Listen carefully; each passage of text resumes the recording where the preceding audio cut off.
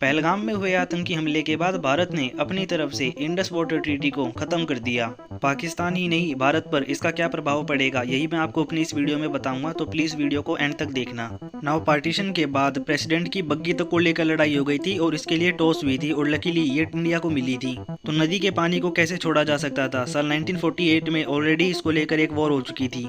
साल 1960 में world bank ने भारत और पाकिस्तान के बीच में ये संधि करवाई थी, जिसमें तय किया था कि 3 नदियों का पानी पाकिस्तान को मिलेगा और 3 नदियों का पानी भारत को मिलेगा। पाकिस्तान को झेलम, चेनाब और इंडस नदी का पानी मिला था, जबकि भारत को रावी, व्यास और सतलुज नदी का पानी मिला था। हालांकि इस समझौते को लेकर भारत और पाकिस्तान के बीच में ही ज्यादातर बातें होती है, लेकिन इसमें चाइना और अफगानिस्तान भी इन्वॉल्व हैं। सिंधु नदी का जो एक्चुअल एरिया है ना, उसका 13% तिब्बत और अफगानिस्तान में भी है।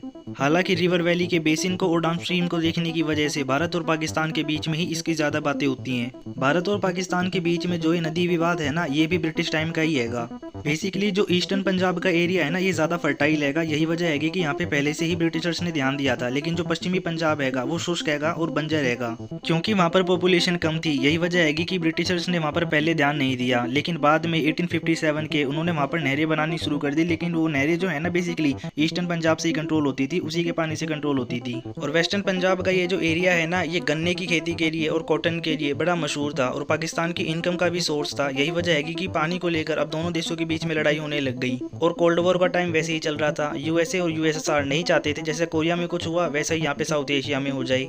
इसलिए वर्ल्ड बैंक के थ्रू ना ये एक ट्रीटी साइन करवाई गई दोनों देशों के बीच में और तय किया गया कि 3 नदियों का पानी भारत यूज करेगा और 3 नदियों का पानी पाकिस्तान यूज करेगा। लेकिन क्योंकि ये सभी नदियां भारत से होकर ही निकलती हैं, इसलिए पाकिस्तान को मिलने वाली 3 नदियों का 30% पानी भारत इस्तेमाल कर सकता है। अपार्ट फ्रॉम दिस, इंडिया के लिए मैंडेटरी कर दिया गया कि वो रिवर में जो वाटर फ्लो का डेटा है ना, वो पाकिस्तान के साथ शेयर करेगा, कि कल को ऐसी सिचुएशन ना हो जाए कि पाकिस्तान में अचानक से बाढ़ आ गई और उन्हें पता ही नहीं चला। साथ ही में दोनों देश मिलकर अपनी एक ज्वाइंट कमेटी भी बनाएंगे जो कि इस संधि को ठीक तरीके से बना के रखेगी। और सबसे जरूरी बात, दोनों ही देशों में से कोई भी एक अकेला अपने दम पर इस ट्रीटी से अलग नहीं हो सकता। यही वजह है कि पाकिस्तान बार बार ये कह रहा है कि हम इस इशू को आगे उठाएंगे। आगे उठाने से बेसिकली पाकिस्तान का मतलब है ना कि हम इंटरनेशनल कोर्ट में जाएंगे, और ये भारत के लिए ठीक नहीं है, क्योंकि साल 2023 में एक फैसला भारत के खिलाफ इसी इशू को लेकर आ गया था। हालांकि साल 2024 में भारत सरकार ने ऑफिशियली गवर्नमेंट लेवल पर पाकिस्तान को यह कहा था कि हम इस ट्रीटी को दोबारा से रिव्यू करना चाहते हैं, लेकिन पाकिस्तान की तरफ से तब और अब कोई भी पॉजिटिव रिएक्शन नहीं आया। लेकिन पहलगाम में हुए आतंकी हमले के बाद ना, मानो हमें एक वजह मिल गई हो, भारत सरकार ने इस ट्रीटी से पुल आउट कर लिया। एक तरीके से ये ठीक भी है और एक तरीके से ठीक नहीं भी है। देखिए, ठीक तो ये कई तरीके से हैगा। गवर्नमेंट को भी अपनी सिक्योरिटी में जो ब्लंडर हुआ था उसको कवर अप करना था, इसलिए उन्होंने ऐसा किया। अपार्ट फ्रॉम इसके हमने ट्रेड को सस्पेंड कर दिया, अपने पोर्ट्स का एक्सेस उनके लिए बंद कर दिया, और यहीं पर ना हम थोड़ा सा ज्यादा आगे आ गए। हालांकि इसकी मांग ना साल 2016 से ही दिखाई दे रही थी, उरी में सर्जिकल स्ट्राइक के बाद से, जब इंडियन पीएम ने इस पर्टिकुलर इशू को नेशनल सिक्योरिटी से जोड़ना शुरू कर दिया था। एक बात तो देखिए बिल्कुल ठीक है कि जो पानी भारत को अलॉट हुआ था वो हम पूरा यूज नहीं कर रहे थे। अगर हम ज्यादा डैम्स बनाते हैं, ज्यादा रिजर्वोयर्स बनाते हैं, कैनाल्स बनाते हैं, तो अपने उस हिस्से को यूज कर हम ना सिर्फ हमारे किसानों को फायदा पहुंचा सकते हैं, बल्कि जो हमारे रीन्यूएबल एनर्जी के टारगेट्स हैं ना, उनको भी अचीव कर सकते हैं। बट जैसा कि मैंने प्रीवियस वीडियो में भी कई बार कहा है, पाकिस्तान की सीमा से सटे इन एरियाज में जहाँ पर भूकंप भी काफी ज्यादा आते हैं, इतने बड़े डैम्स और रिजर्वोयर्स बनाना कहीं से भी ठीक नहीं है, क्योंकि वॉर के समय ना इनको टारगेट किया जा सकता है। ऐसे में क्या होगा, हमारे ही इन एरियाज में फ्लड आ जाएंगी।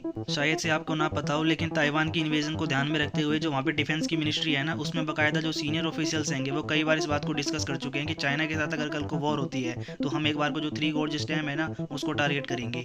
इवन अगर आपने वर्ल्ड वॉर को स्टडी किया है ना, तो आपने देखा होगा यूरोप में किस तरीके से डैम्स को टारगेट किया गया था वॉर के समय। हालांकि इसका ये मतलब बिल्कुल नहीं है कि हम अपने इन रिवर्स को यूज ही ना करें, इनके पानी को ऐसे ही छोड़ दें।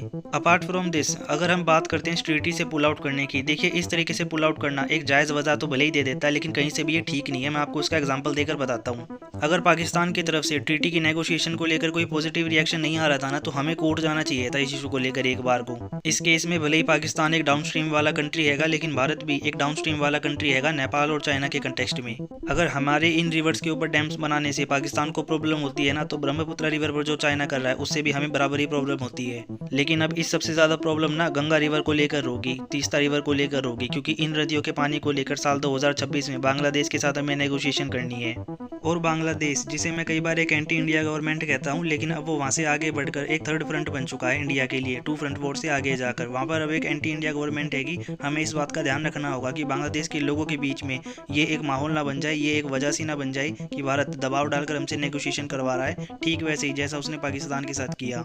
हालांकि मैं आपको एक बात यहाँ पे क्लियर कर दूं, इंडिया में ईस्ट में पूर्व में माहौल अलग हैगा और पश्चिम में वेस्ट में माहौल अलग हैगा। ईस्ट में हम बांग्लादेश के साथ थोड़ा झुक सकते हैं क्योंकि नदियों का काफी पानी हमारे पास हैगा, लेकिन वेस्ट में गुंजाइश थोड़ी कम है। लेकिन वाटर रिसोर्स मिनिस्ट्री के CR पटेल की ये स्टेटमेंट कि हम एक भी बूंद पानी की पाकिस्तान में नहीं जाने देंगे पूरी तरीके से बकवास है, क्योंकि समझौता 3 नदियों को लेकर हुआ था, किसी तालाब या झील को लेकर नहीं जिसका पानी एक जगह रुका रहता है।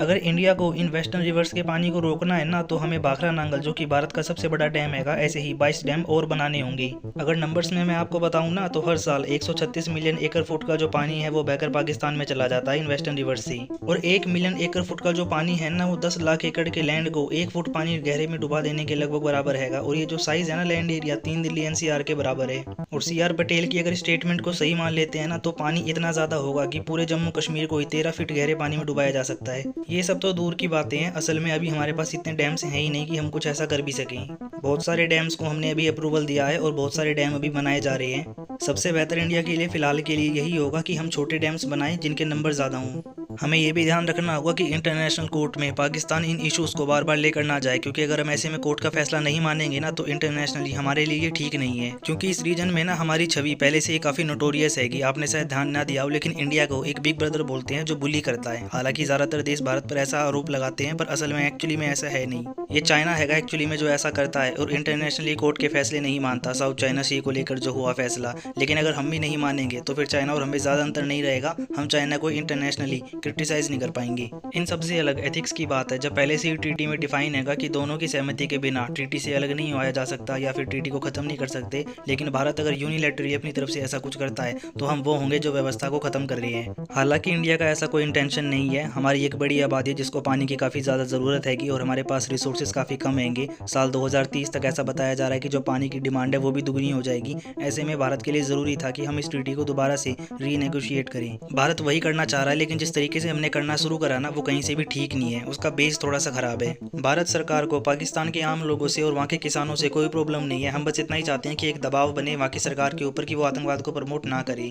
ये जो सॉफ्ट साइड है ना, ये आपको सोशल मीडिया पे पाकिस्तान में देखने को मिलेगी। बहुत से लोग हैं ऑपरेशन सिंदूर को अप्रिशिएट कर रहे हैं। पाकिस्तान के ईस्ट में कुछ बड़ा कर देना इस ट्रीटी से बाहर निकलकर फिलहाल के लिए दूर की कौड़ी है, क्योंकि इसके इम्प्लीकेशन थोड़े समय बाद दिखाई देंगे। मेरा मानना है पाकिस्तान के वेस्ट में जो बलूचिस्तान का इशू है ना, इंडिया के लिए वो कोर होना चाहिए। पाकिस्तान को स्प्लिट करना, वहाँ पर इंडिया को जल्दी सक्सेस मिल सकती है। ये वाली जो सक्सेस है ये दूसरे तीसरे नंबर पर बाद में बनेगी। पाकिस्तान की भी क्षेत्रीय अखंडता का मैं सम्मान करता हूँ, लेकिन एक बात मैं यहाँ पे साफ कर दूँ, पाकिस्तान का सच में कोई फ्यूचर नहीं है। रिलीजन के नाम पे बना हुआ एक देश। इजराइल को देखो आप, सिर्फ ज्यूज़ हैं, मेजोरिटी में शांति से रह रहे हैं, लेकिन पाकिस्तान में माहौल ही अलग हैगा। पाकिस्तान का ज़्यादा बड़ा फ्यूचर कोई है नहीं। आने वाले समय में या तो ये कंट्री स्प्लिट हो जाएगा या तो ये कंट्री स्प्लिट हो जाएगा। यही इसके पास दो ऑप्शन है। भारत को बस एक बात का ध्यान रखना है, एक ज़्यादा टूटा हुआ पाकिस्तान, एक ज़्यादा बिखरा हुआ पाकिस्तान भारत के लिए और भी ज़्यादा खतरनाक होगा। फिलहाल के लिए ये है इस वीडियो का end. See you in next one. Till then have fun.